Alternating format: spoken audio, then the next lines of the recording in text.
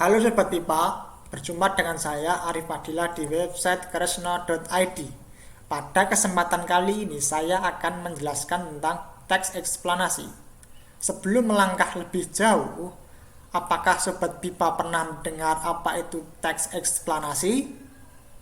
Jika belum, marilah kita bersama-sama mempelajarinya hari ini. Materi yang diperlukan kelas ini adalah teks eksplanasi dengan kalimat kompleks serta terstruktur. Konsep dan definisi. Teks eksplanasi adalah teks yang memiliki tujuan untuk menjelaskan proses terjadinya fenomena sosial atau alam dengan prinsip sebab akibat. Jadi di sini memiliki poin utama di sebab akibat. Jadi setiap teks eksplanasi pasti memiliki prinsip sebab akibat. Selanjutnya adalah tujuan dari teks eksplanasi. Di dalam teks eksplanasi terdapat dua tujuan utama.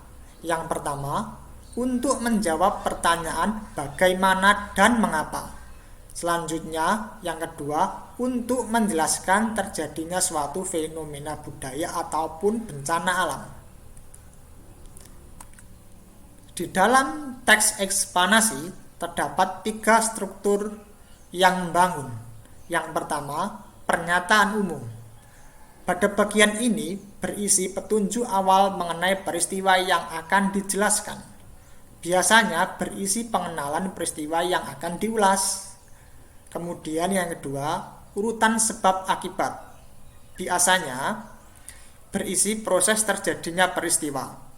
Bagian ini lazim juga disebut sebagai deretan penjelas. Bagian ini menjelaskan mengapa dan bagaimana suatu peristiwa dapat terjadi. Dan yang terakhir adalah solusi atau penutup. Pada bagian ini berisi pemecahan masalah ataupun pengulangan informasi. Bagian ini juga dapat berupa kesimpulan. Bagian terakhir ini bersifat opsional. Dalam suatu kalimat ataupun teks eksplanasi terdapat kalimat kompleks. Apa itu kalimat kompleks? Kalimat kompleks adalah kalimat yang terdiri dari induk kalimat dan anak kalimat. Apa itu induk kalimat dan anak kalimat? Induk kalimat adalah suatu klausa bermakna yang berpotensi menjadi kalimat. Di dalamnya setidaknya terdapat subjek dan predikat. Kemudian yang kedua adalah anak kalimat. Anak kalimat merupakan klausa yang tidak dapat berdiri sendiri. Tanpa adanya induk kalimat, anak kalimat tidak akan dapat menyampaikan gagasannya secara sempurna atau utuh. Contoh, aku sedang membatik sehingga tidak bisa membantumu. Bagian kalimat yang berwarna merah ini adalah induk kalimat. Sedangkan bagian yang berwarna hijau ini adalah anak kalimat. Lantas, apakah sehingga ini? Sehingga di sini berfungsi sebagai konjungsi. Catatan, dalam kalimat kompleks yang berisi induk kalimat dan anak kalimat dihubungkan dengan konjungsi, diantaranya karena itu atau sebab itu. Yang kedua, berhubungan. Yang ketiga, sehubungan. Yang keempat, sehingga. Dan yang terakhir, maka. Contoh, berikut ini adalah contoh kalimat kompleks. 1. Saya menyaksikan pertunjukan wayang kulit sehingga tidak tidur malam ini. Di sini terdapat induk kalimat berupa saya menyaksikan pertunjukan wayang kulit secara langsung. Dan anak kalimat berupa tidak tidur malam ini dihubungkan oleh konjungsi sehingga.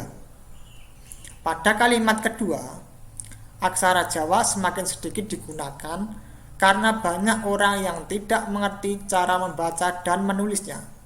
Apakah Sobat Pipa tahu mana induk kalimat dan anak kalimatnya? Ya, benar. Induk kalimat kedua adalah aksara Jawa semakin sedikit digunakan, sedangkan anak kalimatnya adalah banyak orang yang tidak mengerti cara membaca dan menulisnya. Adapun konjungsinya adalah Karena pada kalimat ketiga, Adu ingin melihat Riok Ponorogo, maka ia harus berkunjung ke Ponorogo. Di sini induk kalimatnya adalah Adu ingin melihat Riok Ponorogo, konjungsinya adalah maka, dan anak kalimatnya adalah ia harus berkunjung ke Ponorogo. Bagaimana? Mudah bukan mempelajari teks eksplanasi? Jika masih bingung, silakan kembali membaca dan mempelajarinya. Sekian dan terima kasih.